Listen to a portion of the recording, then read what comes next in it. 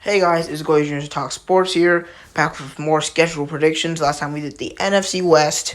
Speaking of Goy Jr., Goy Jr., the regular channel, watch that because I'm doing Atlanta Falcons franchise run back, which is season 10 of my amazing Atlanta Falcons franchise where we have won 8 championships, going for our 9th. You should watch those videos because honestly, it has a bunch of my Atlanta Falcons legends. Also, I was thinking, would you guys rather see a fantasy football franchise there, or like a current roster franchise of Madden 23? Because in Madden 24 current gen they changed actually. That's in Madden 24. Yeah, I think I did. Madden 24 current gen changed nothing about the game. But yeah, subscribe to both of these channels. First we're talking about the Chicago Bears. Yeah, they're pretty interesting. Got Justin Fields, but speaking of Justin Fields, let's talk about their top 10. No 90 overalls. You got Tremaine Edmonds, former Bill, DJ Moore, former Panther, Eddie Jackson, TJ Edwards, Darnell Mooney, Jalen Johnson, Cody Whitehair, Cole Kmet, Jaquan Brisker, and Tevin Jenkins. And it would feel wrong if we didn't talk about Justin Fields. This team is not very good. It's not very bad. But it just doesn't have any players I would see taking control of that side of the football, making them dangerous on that side of the football, except for Justin Fields, and he's wildly inconsistent with his passing. But yeah, we have preseason football today, Falcons-Bengals. There'll probably be starters out for the Bengals, or probably going to get destroyed in the first quarter, but we'll see. We're not going to talk about Falcons too much. Actually, we're going to talk about them a little bit more in this episode, because one of their no wins is against us. But let's start with Week 7 against the Raiders. The Raiders are an interesting team, honestly. They have, like, Jimmy Garoppolo or something now. That's not gonna, that already, like, just knowing your main quarterback is Marcus Mariota. I mean, not Marcus Mariota, Jimmy Garoppolo, but Marcus Mariota fits the bill, too. You know that you're not going to be as good as you could be. I have the Bears going 7-10, just like the Raiders. Both teams are kind of equal, in my opinion, in skill level. But I do have the Bears getting this win because, first of all, they're way younger, I think. They have a better receiving core, actually, they all have pretty bad receiving cores. But I think, actually, I would give the nod to the Raiders just because it's Davante Adams. It's weird because they have so much star power, but they were so bad last year. Now they got an even worse quarterback. It's just going to be a down season for them. I think the Bears will take the win. This is like their first notable win of the entire season in Week 7. Don't worry, though, because their next notable win is even the same notable. It's like the Saints. I think the Saints are a little bit overrated. Not the most overrated team in the NFC South, and not the most underrated team in the NFC South. But I think they're not going to beat the Bears. I think the Saints are going to be decent this year. Nothing special, just like the Bears. But also, I do think the Bears have a little bit more explosiveness on their team. Like, honestly, take out Chris Olave, and then Alvin Kamara is going to be suspended for a lot of the season. He's not going to be in tip-top shape, no matter, even if this is his third week coming back. And you have the Bears taking the win. I got the Bears in this game. I don't really know what else to say. The Bears are all going to win some games against teams that are either equal or slightly better than them. Speaking of teams that are slightly better than them, the little Atlanta Falcons. Well, honestly, Bears, y'all should be proud of this season if y'all go 7-10, because last year y'all had 3 wins. But this season have you getting 7 wins. And one of those wins could be against my Atlanta Falcons. Even though the Bears did lose to the Falcons last year, it was a very close game. Can the Falcons pull it off twice? I think not. This will be another NFC South win to propel you guys to a not absolutely terrible record. But you might just want to tank since you guys aren't making the playoffs. Let's be honest. And your division isn't crazy easy either. Even though I don't think there's any great teams. There's definitely teams that are better than you. Next team, let's go with... Why am I acting like I haven't chosen this yet? I've been chose the order. But we're going with the Detroit Lions. Hold on, let me check. I need to do like a time check. 4 minutes. There's no way these videos will be reaching 18, 17 minutes. I don't know how they do. But their team consists of Frank Ragnow, Amon-Ra St. Brown, Penei Sewell. I don't know who they have overall. C.J. Gardner-Johnson, Taylor Decker, another offensive lineman, David Montgomery, former Bear, Aiden Hutchinson, Jared Goff, Gambling Goat, Jameson Williams, and Marvin Jones. since he is suspended, we'll go with another player to mention. It's the rookie running back, Jahmyr Gibbs, the second best running back in the league. The second best rookie running back in the league, and that's, like, really downplaying him for how good he was at Alabama. But, yeah, let's get... I'm just going to say it, just like the Bears, they don't have any big stars, but I think they're a little bit more consistent than the Bears, and I do think Aiden Hutchinson is going to be very good, along with Amon-Ra St. Brown, and maybe Jameson Williams when he comes back. I also think Jahmyr Gibbs will be a cornerstone for his offense while Jameson Williams isn't playing, and you might be like, he's a running back. Yeah, but he's a great receiver too, and he's going to prove that. But yeah, let's get to the record predictions. I got the Lions going 9-8, as you can see. Not bad. It might be playoff clinching. We'll see if I do my playoff predictions. But yeah, the Lions aren't going to be amazing. They just don't have the star power that some other teams have. Even a team on this video has more star power than them. But I don't think 9-8 is bad, especially since you don't have your franchise quarterback yet. If you're going 9-8 with a quarterback, I mean, Jared Goff is good. He's not bad. Sometimes, yeah, he is like he picks and chooses. But if you get a QB that can really step it up, like be a top 15 quarterback, because honestly, Jared Goff is like in the 15-14 range. I'll say top 10 quarterback. If you get one of those on your team, this could easily be an 11-12 win team. I just don't think they have the consistent pieces needed to do that. But it has some pretty good wins here, like one against the Chargers in Week 10. Now, I think the Chargers are going to be pretty good this year, probably be like around the same as last year. But they have Quentin Johnston. But, yeah, I think the Lions will get this win. It'll probably be a pretty close game between two teams that are trying to make it known that they're not just any regular wild card team, but they're actually one of the top teams in the league. Both of them have young talent, but also some older cornerstones. And they're hoping to get some wins before those players end up leaving. Marvin Jones, he's less of a older player than Joey Bosa. He's definitely not very young. And I like to see his top 5 though. Like if a team had the top 5, I wouldn't assume they're a bad team. But let's just get back to the predictions. Next notable win is Week 3 against the Falcons. Now, that's the second time you've seen the Falcons on this list. Will it be the last? I don't know. But why do you know that both of these teams are going to be in similar positions? Not in the particularly strongest division. Looking to take advantage of that and make it their way to the division lead and the playoffs. I do think the Lions are going to win this game. It's pretty early in the season. The Falcons got off of 2 pretty easy games against the Panthers and Packers. Won't be prepared for the explosive Lions after starting 0-2. So, yeah, I think this is a good opportunity for the Lions to pick up a win off of one of the better teams in the NFC South. And their final notable win is up against the Ravens in Week 7. Another game where I think the Ravens might be a little bit downplaying. And if pretty much any great player on this team is injured, the Lions are going to pick up on that.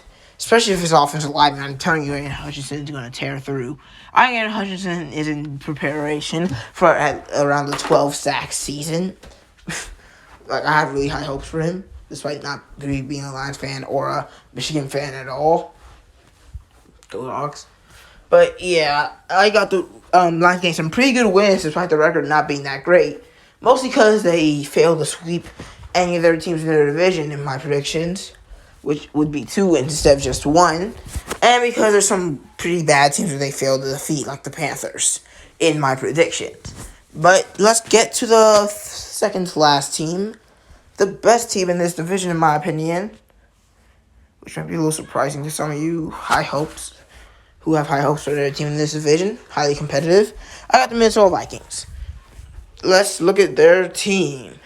Justin Jefferson, Harrison Smith, T.J. Hawkinson, Daniel Hunter, Brian O'Neill, Christian Darrisaw. I remember you. I remember not thinking you were going to be a very good player, but I wasn't specifically thinking, Christian Darrisaw's going to be good. I didn't look at him and say, oh my goodness, Christian Darrisaw, he's going to be a breakout.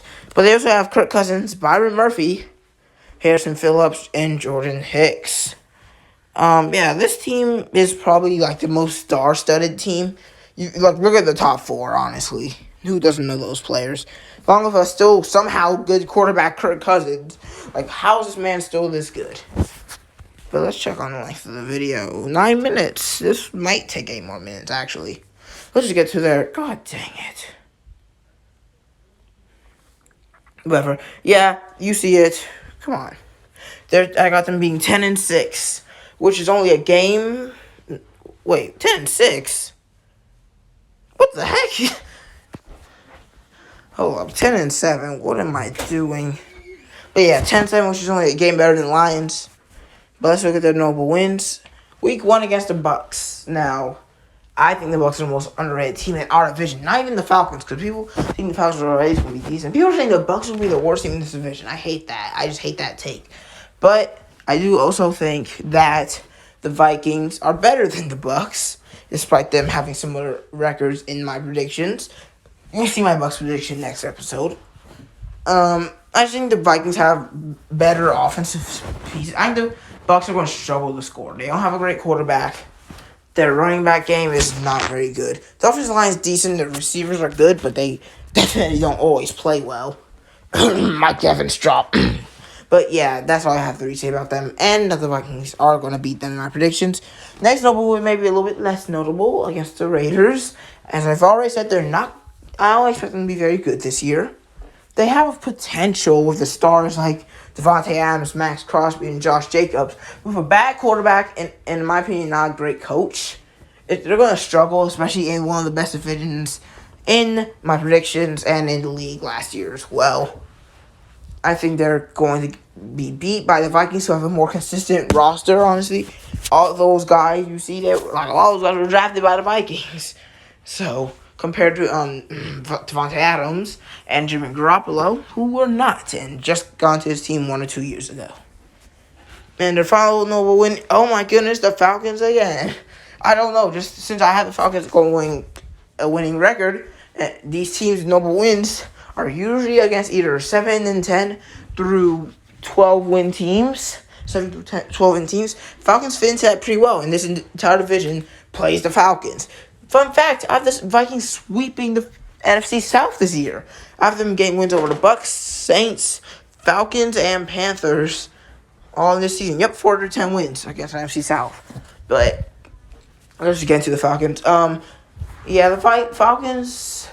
Last time they played against the Vikings, I do not remember. I know they've lost a game recently and won a game recently. I think the Vikings have the more consistently great roster, and I think they'll prove that against the Falcons. I don't just because you see the Falcons against two NFC North teams doesn't mean I think they're bad though. Also, I don't think the Vikings are that great. It's probably how much good I'm talking about their roster. I just don't think they're gonna be as good as they were last year. They're not gonna get one of those Colts comebacks again. And they might be embarrassed by a team like the Giants again. But we're running out of time because this video is already 13 minutes long. Let's just get into the final team. You all know and hate them except for their own fans. The Green Bay Packers. Yep, let's take a trip to Green Bay and look at their top 10 players. Jair Alexander, David Bakhtiari, Aaron Jones, Rashawn Gary, Elton Jenkins, Kenny Clark, Devondre Campbell, Rasul Douglas, A.J. Dillon, and staff hitter Quay Walker out of Georgia. Pretty good team, honestly. They have the stars. Do they have the coach? I still don't really know yet. I can't tell them if it's it or not. Honestly, one of the better records in this division. Teams in this division. Despite that, I still only have them going 7-10. I am not a believer of Jordan Love. He was being trained by Aaron Rodgers, but I don't see his skill set. I see him most of the best quarterbacks today, like Justin Herbert. Best young quarterbacks, like Justin Herbert, Joe Burrow, Trevor Lawrence. I don't see that in him at all. And as you probably heard me say most before, there's a lot of good teams in this these predictions that have good teams but not great quarterbacks. They might have 1 or 2 wins less than they would if they had a more consistent quarterback. But I do have the Packers going 7-10. Who do they lose against, you might ask? Well, first, the Bucks. Beat the Bucks. That's another NFC South team you see here because they go against the entire division. You're going to see them a lot. The Bucks are weird. I feel like there's going to be games where they just don't score a lot of points, as I said earlier, which will end up with them losing the teams I think they're better than. And this is a good chance for Jordan Love to take that advantage, use Aaron Jones and A.J. Dillon to his advantage, and win without having to throw the ball too much in a probably very slow-paced game against the Bucks. Next is Week 10 against the Steelers. People are pretty high on the Steelers mainly because of their coach. Also, I think the Packers and Steelers are both teams that really the only guys expecting them to the only people expecting them to make a playoff push is their own fans. But yeah, I just don't think either of these teams are going to be very good. I do think the Packers are going to get the win here, maybe because of the experience of Jordan Love, more experienced just team all around really. And except for players like Cameron Hayward, who's like the most forgettable defensive player of all time, probably. Like, I don't know how I didn't know this man existed until like 2021, 2022 or something. But yeah, that's their second noble win. Last noble win is the Chargers again. Another game where I think the Chargers just aren't star-studded enough to not lose against teams that are better than them. Worse than them. This is just a trap game most likely for them later in the season, or they don't expect it, but the Packers do pick up a surprise game-winning Max Crosby dinger, and the Packers improve to like 5 or 4 wins or something on the season. But yeah, that's it. What do you think about my predictions? I know they're very good. You don't have to tell me. I'm a prediction GOAT, even though it's my first time ever doing it. Since it is my first time ever doing it, I might be wrong on some things, so correct me. I may or may not listen to you. Anyway, see you guys next time, as this video did indeed hit 16 minutes, which isn't that bad. I wanted to be under 16 minutes, but you take what you get, right? Alright, get out of here.